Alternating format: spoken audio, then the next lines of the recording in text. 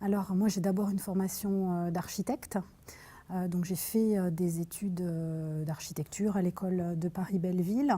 Je suis donc architecte des PLG et j'ai fait ensuite donc, des études doctorales. J'ai passé une thèse en architecture. Après donc, mes études d'architecte, j'ai travaillé pour mon travail de doctorat sur les esthétiques scientifiques de l'architecture à la fin du XIXe siècle. Alors sinon maintenant aujourd'hui j'enseigne donc dans les écoles d'architecture depuis un peu plus d'une dizaine d'années. J'enseignais d'abord à l'école de Rouen et puis donc depuis 8 ans à l'école de Paris-Belleville où j'enseigne donc à la fois le projet et l'histoire des théories architecturales.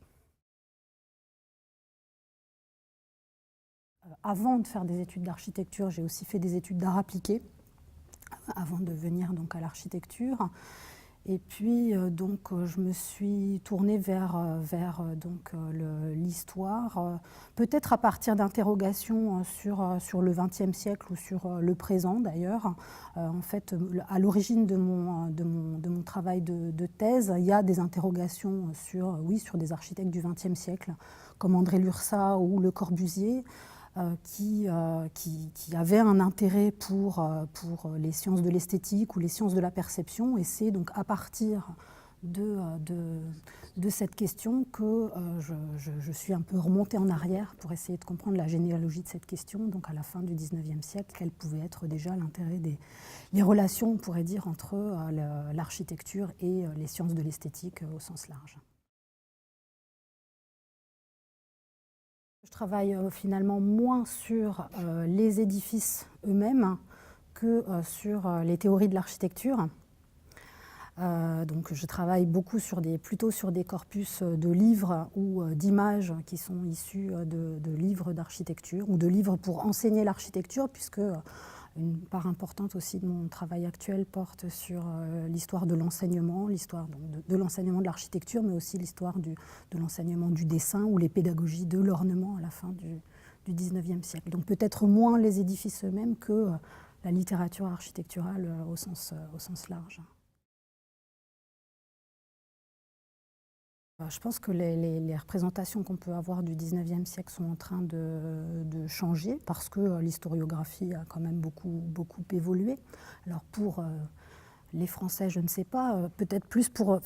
si je pense à moi-même, mon parcours d'architecte, je pense que la perception que peut avoir un étudiant en architecture aujourd'hui du XIXe siècle a complètement changé, par exemple, depuis 20 ou 30 ans. Je pense qu'il y avait vraiment une sorte de dédain. Enfin, on était dans un héritage encore très d'une historiographie moderniste avec un dédain pour le XIXe siècle qui a véritablement basculé, enfin, qui s'est renversé déjà depuis les années 70, je pense, avec je sais pas, les grandes expositions. La grande exposition au MoMA à New York sur l'architecture des beaux-arts a certainement beaucoup contribué à réévaluer cette période. Puis en France aussi, il y a eu un certain nombre de travaux qui permettent aujourd'hui de regarder le XIXe siècle un peu différemment, comme quelque chose qui réellement prépare, enfin pas seulement avec des grandes figures de pionniers comme Viollet-le-Duc, Labrouste, etc., mais comme une culture de la modernité qui se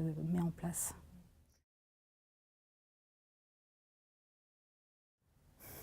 Je ne saurais pas répondre d'une manière générale, mais pour poursuivre sur par exemple, le XIXe siècle, alors c'est vrai qu'on réinterroge, par exemple, cette période. Aujourd'hui, par exemple,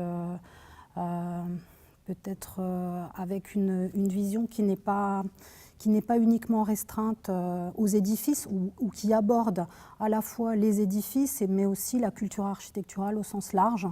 Pour le XIXe siècle, je pense par exemple à tout un ensemble de travaux qui ont eu lieu dans les dernières années qui abordent les rapports entre la pensée architecturale et puis les sciences de la nature, les sciences du langage, les sciences historiques, etc., qui ont aussi contribué à réévaluer la période. Oui, oui, et puis donc évidemment à avoir un autre regard aussi sur les édifices.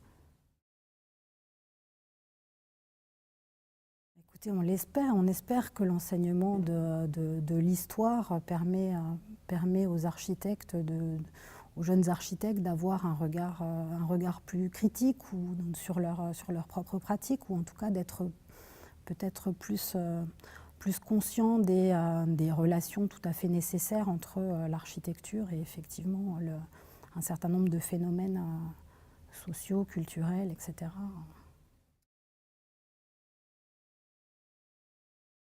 Alors, une architecture de qualité,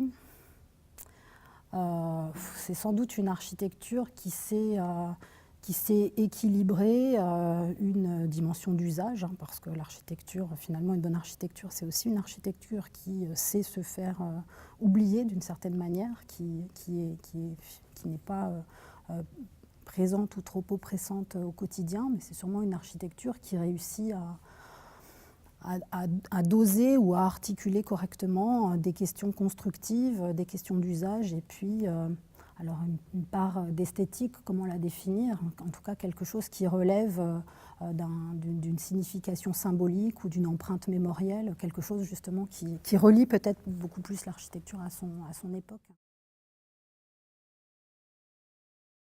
Par l'intérêt que je peux porter à ces questions d'ornement, etc.